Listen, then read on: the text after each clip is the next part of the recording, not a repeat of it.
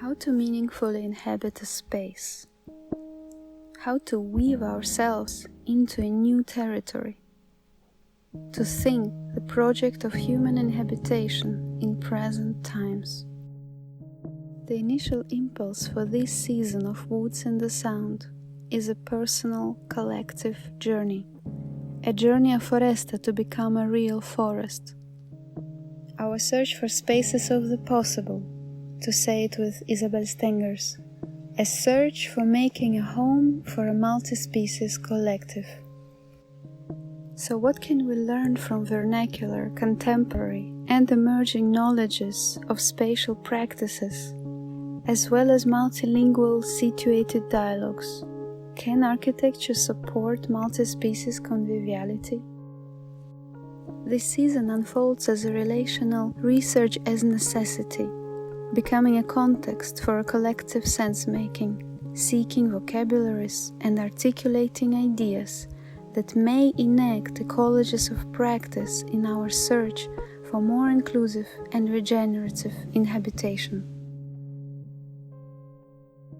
In this episode, we are contemplating a bigger picture, the wider territorial scales of thought and action, pondering on how a more respectful cohabitation can be real, and what critical perspectives may assist in framing the contemporary architectural practices that promote life, diversity, and coexistence.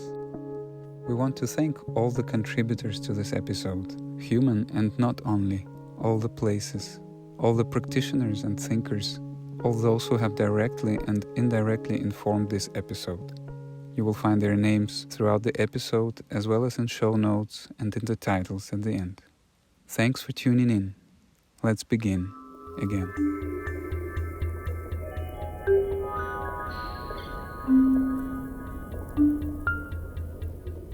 If we begin by adopting an understanding of interdependent terrestrial life on the planet as a mode of inquiry, thinking of the planet not as an object, not an idea or an image in our minds, not as a globe or world, but rather as an ungraspable dynamic entity, our largest home that we didn't create, but that created us. If we adopt the planetary as a mode of inquiry, how do we begin to think architectural potentials and material cultures? And who are then the we are talking about? My interest, I think, in the kind of idea of a multi-species world is that we move away from all notions of dominion. Actually, if we think about what's sustaining us on Earth, then it's often things like the very smallest creatures like plankton, and it's the plants, and it's the air and the water that actually enable us to live. So it's really nice to just be able to play with these kinds of ideas and flip them and say, actually, what do we owe our interdependencies to? Not acknowledging a particular other species is important, but actually just dismantling all those notions of what is important and reassembling them in something that's a bit more entangled. When we say the word interdependence, most people will still think of different things interacting with each other, right? So what we have is, I don't know, the bee and the flower, as sort of two entities interacting. But, there's some kind of one step further you can think interdependence, which is of things mutually constitutive of each other. So it's kind of, this is what Kriti Sharma calls contingency. The things that are dependent on each other for the constitution. We're walking, talking minerals, to say with Vladimir Bernatsky. We're walking water, we're walking bacterial ecologies. We're really many things, but humans. The more than human is a really strange term for everybody or everything or every creature and every plant and every living being that isn't human. And I know that also some people include the more mechanical creations that people have made as well. Like they will argue that robots are perhaps the more than human too, for instance, or agents, bots, things like that. I'm more interested in the ones that includes just things that are live, but live in itself is one of those contested things. So I know I've got colleagues who include rocks and stones as living. So there are some really interesting boundaries here. And for me, it's, I think, less important kind of who and what are included than how we change our orientation towards those different relationships, because we're living in a world where it's just really important to think big and try and do things in a global way.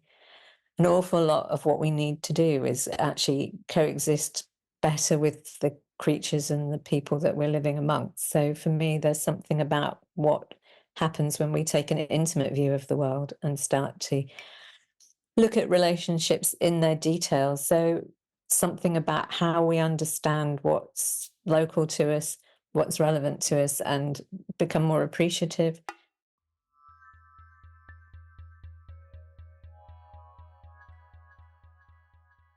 If we think kind of the material culture that we have at the moment, it's a global culture. We can design things in Sweden, in abstraction, on my computer, and these drawings will be sent to another part of the world, most likely to Asia, perhaps in China, and things will be manufactured in a place like Shenzhen, and from there, things will be produced and then distributed, maybe shipped back to Europe, getting to Rotterdam and then being back, in all kinds of places, including my own hands back in Stockholm. And none of these things are normally in this sort of global culture, are not sort of normally considerate of the places where they come from, where they end up being, and so on. When I think of an inactive culture that connects to the living, it should point that at the moment that culture, which is global, interrupts life cycles. So by not connecting to any locality, the things that we design simply take into consideration very few parameters. The life of some people, the needs of some people. They're not really considerate of any other being but those few humans. And then in that sense, they interrupt the life cycles of many, not only during the project, the process of extraction of materials, in some location, but also distribution, use, and even discard. And by the time we get rid of these things, often, bringing pollutants, toxic streams into different places. So in that sense, we really need to think artifacts that are responses, that have that responsibility, to say it with Donna Haraway, in the sense that we need to be able to respond in an ecological way, with ecological awareness, and to understand that we are not living on our own, the total opposite. So in that sense, we need to really work with life affirmation. We really need to think in what way these artifacts participate or not in some material flows, in the affirmation of the life of some creatures or beings, even abiotic flows, the life of rivers, and mountains, and much more. So in that sense, we really need to understand material flows and how they sort of circulate. They belong, they form part of trophic levels, they form part of food chains, they form part of material streams of different kind. So somewhere there is the idea of thinking a material culture, from a design perspective, that really try to be acknowledging the life of many. I could say that sometimes it is said that there's different species and we have to rethink how we relate to each other, being as the human, right? But I think that's an extension of this anthropocentric way of thinking. I don't think the question is how humans are better with other species, let's say, but rather to acknowledge that any form of life is a more than human form of life. This is to say that the notion of species sipped up, let's say, um, individuals, it's inaccurate. If we look at our bodies, our physicality, our minds, neuronal systems, our breathing, our eating. So if we go to the details of what it means to enact bodiness, it's never confined to individuals. It's always collective. And this collectiveness means that every form of life, it's a more than human form of life, it's ecological and it's collective. So the kind of neoliberal dream of the possibility of an agent that is individual, that is human, that is in control, that it's meant to be through their intentions and mostly through his intentions, in pursuing happiness and personal and individual happiness and autonomy, it's it's not that it's wrong, it's that it's inaccurate, it's impossible. There's not that's it's naive, because life itself is a process that is distributed and participated by many entities. To understand the whole ecosystem, the planetary ecosystem, is difficult for us. And we also, there's also the danger that we understand it in terms of the global. Global is actually the socio-political organization where the human is in the center. But the planetary, if we start to imagine ourselves as planetary subjects and how we are actually interconnected, and how the planet is actually an existential category for our own existence. The notion of the planetary habitability as a thinking tool has been offered by Dipesh Chakrabarty. Chakrabarty refers to the planet as the Earth system, where planets, biology, geology, physics, and chemistry produce a dynamic system that sustains complex life.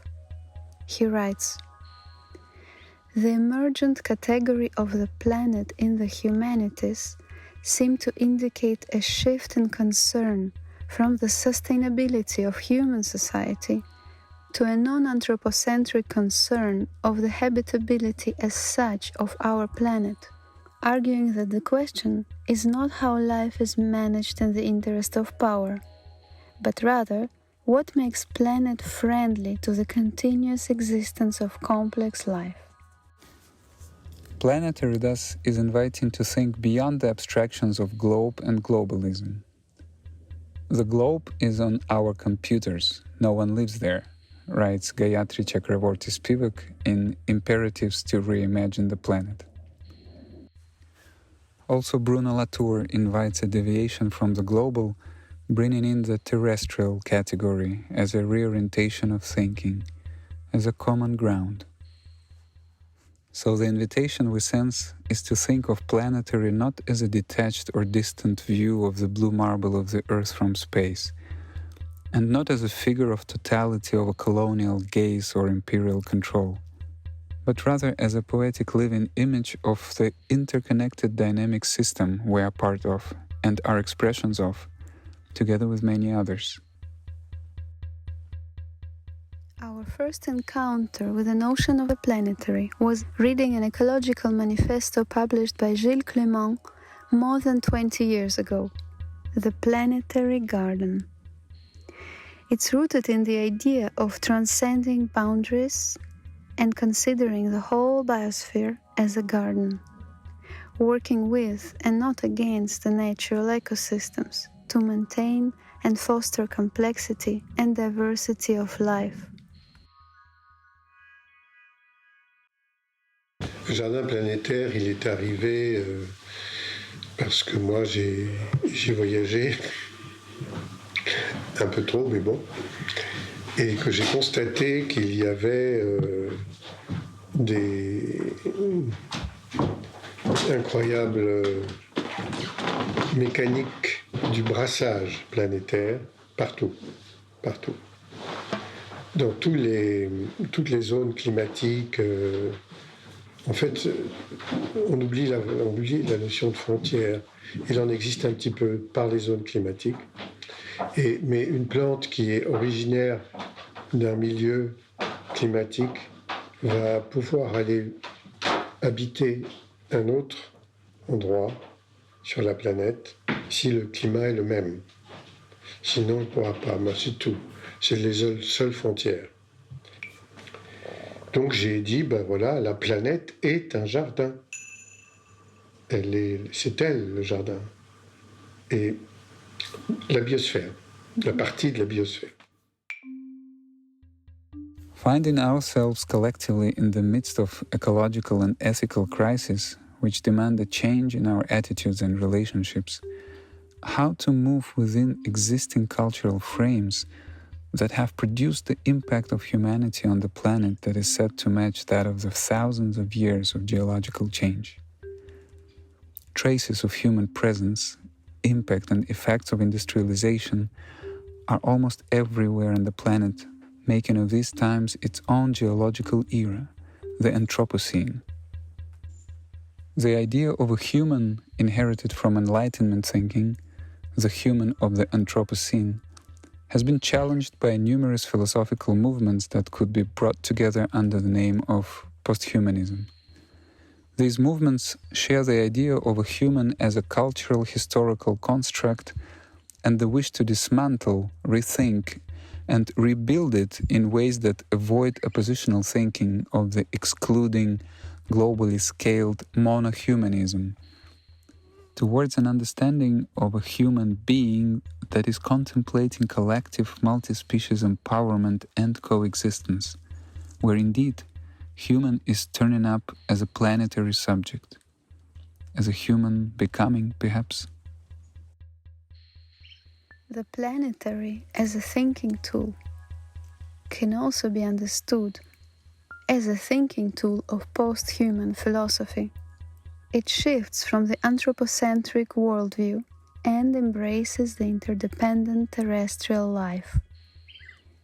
So if we take post-humanist thoughts to architecture, where do we go?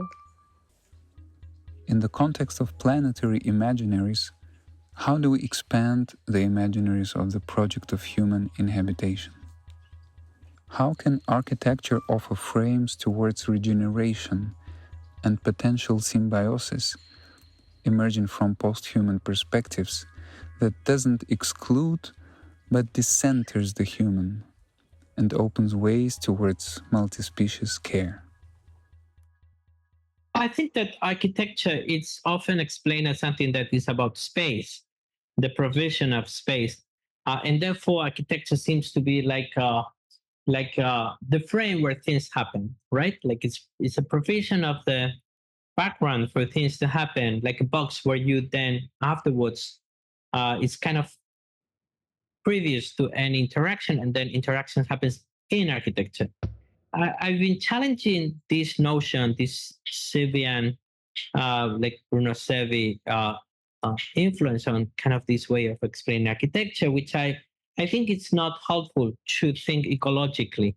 And because architecture in itself it's compositional, I claim. I think it's from a cosmopolitical point of view, architecture really operates as the entanglement of different entities, bodies with other bodies, crossed by fluids that connect them with landscapes, environments, climate, planets, but also with tiny microbes to minerals, to what happens on the surface of stones with the and when you put all that heterogeneity together, it constitutes what I would claim architecture is about, which is this kind of relational complexity that brings things that are very different together. And part of that architecture, let's say, the result of technologies, but also it's participated by many other things. And the complexity of architecture escapes definitely human mind's control. And it's not the result of intentions, but rather trajectories and settings. And and that's what I think is crucial for me, that architecture is something of a huge, let's say, capacity to operate in contemporary challenges. It's already doing it. But the question is how architects or other players can have a way to be part of that, to intervene in that process.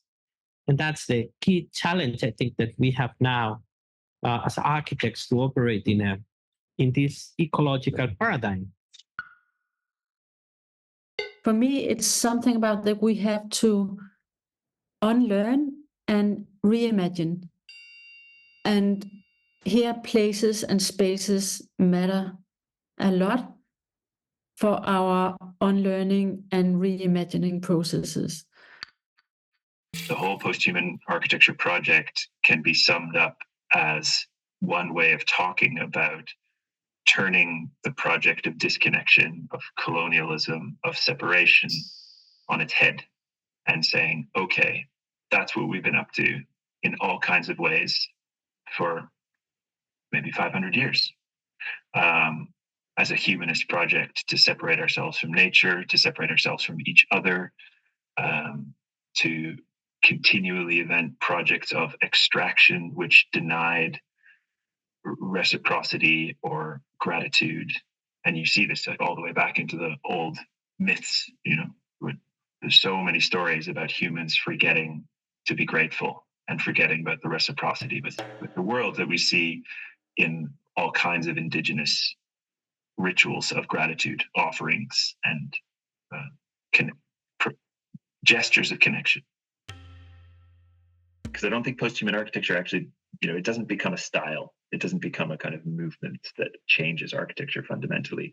It's a thought tool that can aid in the process, the creative process of human inhabitation in different contexts. So it would manifest itself in a very different way in a super urban context. It would manifest itself very differently in the global south. It would manifest itself very differently in any context. But it's just a care tool to think about how we can work as built environment professionals in a project of connection instead of a project of disconnection.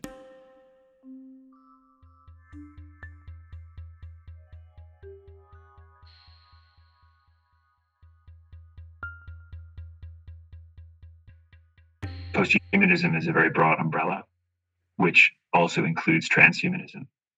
So you can say maybe on the kind of right-wing side of post-humanism, you have Elon Musk, you have uploading your brain to the internet, going to Mars, accelerationism, and AI, and all of these things which are they're here and they're here to stay, and we can't deny technology or be nostalgic about it. But I think it's also very important to recognize that these things are extensions, very powerful extensions of the project of humanism, which has now, in hindsight, presented itself as a total design failure.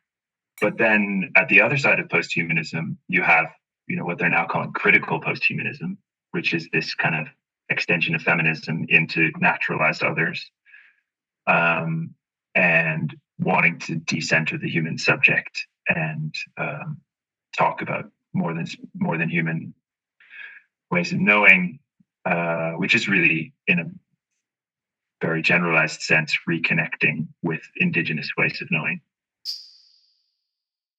When we look in the history of what we may call green architecture, so I speak about building greening and green roof and all these things that try to bring back nature into the built environment.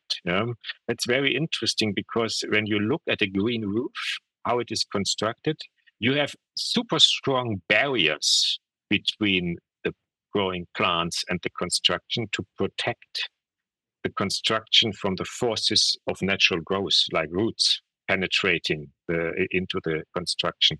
And the big boom of green roofs was enabled by these very, very technical materials that have been developed, that allow for the amalgamation again, for bringing things together. So it is not that easy that we can say, oh, we decide, we live, we behave as part of nature, and then things are solved. Not at all. So it causes an incredible amount of contradiction and conflict. Yeah, and I'm convinced we also need to make use of the latest technologies in design, in engineering, to create a better co-living in a way. It's also very important to understand really the implications of the Anthropocene, that we are simply so many as humans, and have such an incredible impact on the planet's ecosystems, that we cannot just use any form of historical answers. We have to find new answers. I mean, both the industrial answer doesn't work, but also the traditional answers of indigenous knowledge, etc., can only be part of an answer. It would not work at all if we all try to adapt to such kind of human nature interaction, because the conditions have completely changed. We have changed the climate, we have changed the whole planet, and we are simply so many that we really are in the struggle of finding very new answers. We're now not dealing with something where everything is in any way natural. We're dealing with something where we now have to try and re-engineer what we engineered, and that will always have ethical questions about who are we to do that, practical questions about whether we've introduced the right thing and how they're going to survive, financial questions about whether we can afford to keep doing it. And all of those are the human stuff. We just have to accept that it's endless negotiation and compromise with our environment, and that we just have to find joy in it and try and make it as joyful as we can for the other beings that we're interacting with.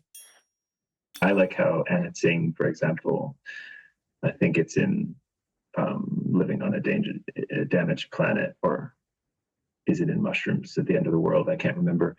She talks about this idea of disturbances in nature, and that we have this idea about wilderness, which is like untouched by humans. But she says, disturbance is an everyday practice in nature, and it's not a destructive one. So it's okay for humans to disturb places. It's okay for humans to be places. We don't have to remove ourselves from nature. We in fact, we shouldn't remove ourselves from nature. So the project is, how do we positively disturb? How do we accept disturbance and be good neighbors?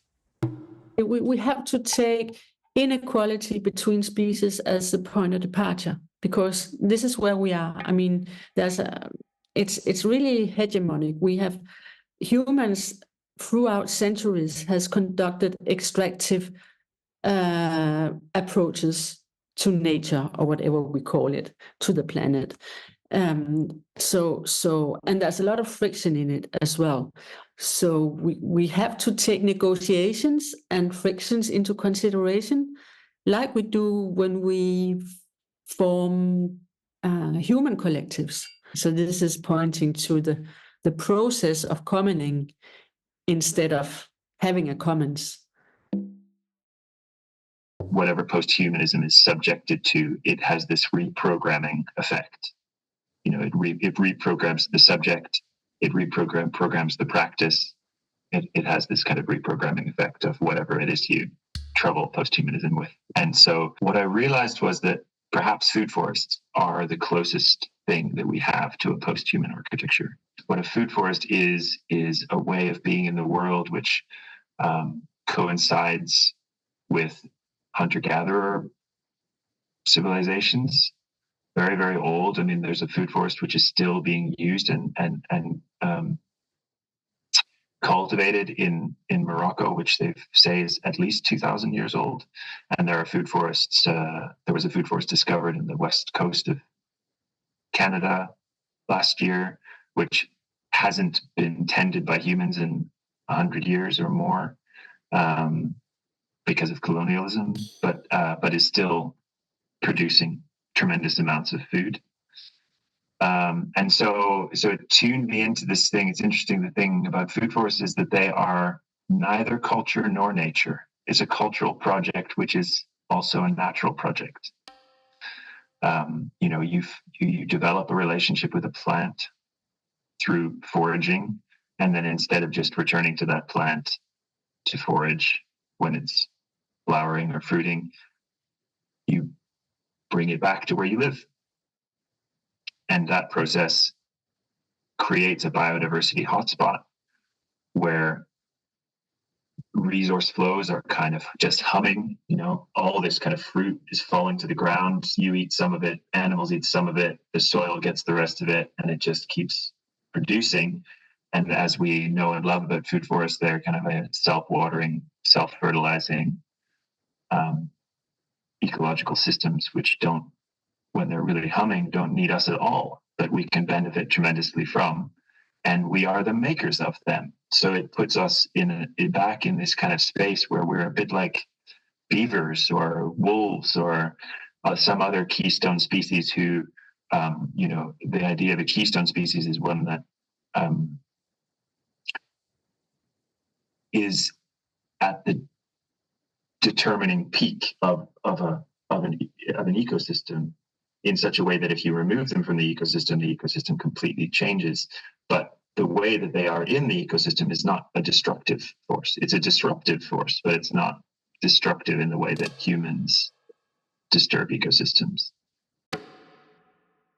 What happens when architects become gardeners? Not literally like have a garden in their backyard and do some gardening when they get home from work, but I mean, what happens when architects start to think like gardeners? Because gardeners have a very special way of thinking, which is somewhere between nature and culture, right? We're designing something, we're cultivating something, we're participating in a kind of creative managerial way. I weed, I make paths, I trim things, I move, I decide whether it's chop and drop or compost, these kind of things. So I'm participating in the ecosystem as a kind of selective species. But at the same time, much more than construction industry professionals do, I'm in tune with nature. So it's this thing of like, how can architects, engineers, urbanists kind of in a way rehabilitate ourselves, reconnect ourselves with nature by finding this synergy between the creative practice of architecture, which is really a material practice, right? What we do, whether we remember it or not, like the culinary arts as well, we grow things or we dig things out of the ground and we turn them into tasty things or beautiful things or shelter, clothes. So it all started as a gardening practice, and we've just kind of abstracted ourselves so far away from that. Architecture, instead of being an object-making practice, should be a world-making practice. But then it also extends to this idea of world-making and how you can perform a possible future in the same way that science fiction performs a possible future. And that's also, I think, a very helpful way to transition from object making to world making as an architectural project, where the individual projects are important, but actually they're part of a bigger project, which is performing possible futures collectively. To cultivate possible futures for a more regenerative collectivity, what are the unseen coordinates that would guide us there? What kind of knowing do we need that is going to move us towards doing otherwise? Away from the sticky narrative of human mastery and closer towards symbiotic planetary sustenance? Do we need to be forced by disruptive factors in order to fundamentally rethink our relationship to the living? How do we change our minds if we can't do it with our minds alone? Là, ça pour moi, ça passe quand même par un accès à l'intelligibilité du contexte. C'est ce que j'appelle devenir intelligent. À ce moment-là, accéder à l'intelligibilité du contexte, savoir où on habite, comprendre qu'est-ce qui se passe quand on voit une plante, un animal, une roche, de l'eau, qu'est-ce que sont les échanges, qu'est-ce que c'est que l'écosystème en fait. Et là, on est en contact avec une réalité. Et on peut dire, ah ben oui, alors puisque j'ai compris, je peux faire ça ou ça. Si je fais ça, je vais protéger cette diversité et moi. Si je fais autrement, je vais détruire et je vais me détruire. Mais on peut choisir.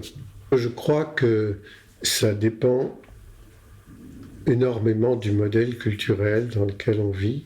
On a été formé à une vision du monde que l'on maîtrise, que l'on prétend maîtriser, alors qu'on ne maîtrise rien du tout, mais on croit, et que cette illusion de la maîtrise nous empêche d'être en contact avec la totalité du vivant, les autres humains, les animaux, les plantes. On est sans arrêt en rapport avec la possibilité de vie.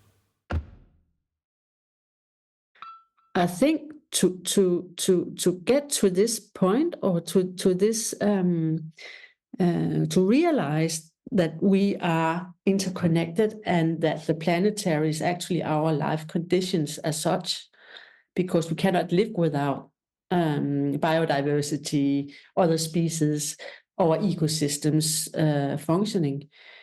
To get to this point, we actually have to root ourselves and get back into our body, because it's actually our body that basically connects to the planetary. So while the planetary might be a very broad notion, you could say we need actually very situated and embodied practice to get access to it, because we cannot understand it as this abstract, in this abstract scale as we do with the global. And for this, I also use, I'm greatly inspired by Donna Haraway and her situated practices, because she actually takes a quite contextual and situated approach in many ways. And I think her notion of sympoiesis, or her notion of becoming with, actually allows us to take the point of departure in our own bodies when we experience and want to get access to the planetary habitability. How could we feel what a different set of relations would feel like? Because we can't really experience, I mean, it's kind of obvious that we can't experience something that isn't there to experience. So how do arts groups, cultural groups actually create moments when we can feel how something could be if we all related differently? What are those moments when you can suddenly feel maybe your pupils widen and your kind of body relax and your sense of being with other people in a really different relationship manifests? And then you just have this sort of sense of like, oh, that's the sort of sweetness of a different set of relations that we could go towards. Because most of us are so busy doing what we do that we don't have the chance to actually even experience how something might be different. If we're dealing with meaning, if we're dealing with how we encounter the world, the arts, the humanities, the cultural sector, the chance to rethink how we live together to experience difference, that's where we can do that. We can analyze it from the social sciences. We can talk about why the science is important and why we need the change.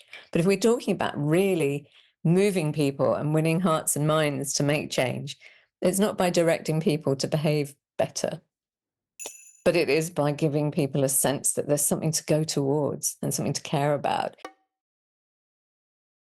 The hope is that we have the ingenuity as human species. We're makers, we're really good at making things. That's almost our, if not single greatest attribute. It's certainly a characteristic that is important. And I think that process of making has really two outcomes. It's going to be restorative in all ways, social, interspecies, atmospheric, or it's going to just continue to consume and destroy and in this kind of linear, mechanistic way. So that's our project. How to turn it around. Our activity, our practices, our tools are very much political. They're very much depending on the interaction, on the negotiation, on infiltrations, on being infiltrated, on basically something that is not about purity or pure ideas or absolute power or absolute ideas. It's more about enacting change in participation with others, in negotiation and interaction, in entanglement with others. And that requires a different way for architecture to explain itself, not as the big, let's say, divided of the before and after, but rather a force imbricated within others. If we want something gentle, then we need to be able to experience that gentleness to know our direction of travel. If we might want to fight, but actually if we fight, then we end up prefiguring a really different set of relations. Whereas if we do things that are playful, connective, meaningful, then we play up the playful, the connective, and the meaningful. If we actually could see ourselves as ambassador species for planetary habitability, how should we actually act and live and create environments?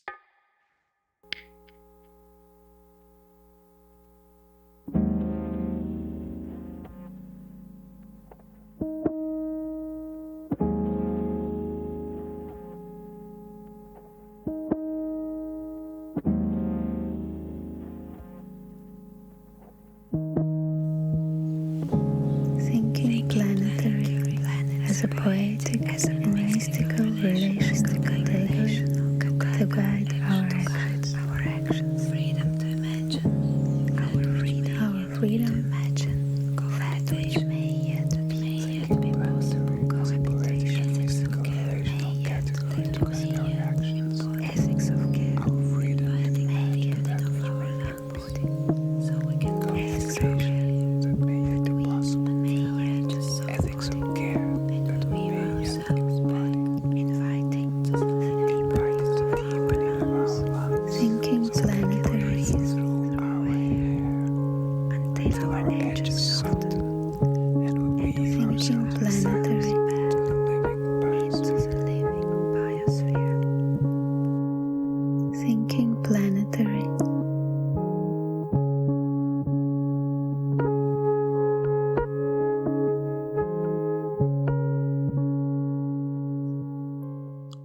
Thanks for tuning in.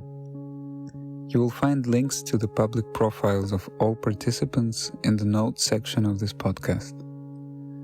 In the future episodes, we will dive deeper into ways that planetary imaginaries can be and are being harbored by architectural and spatial practices.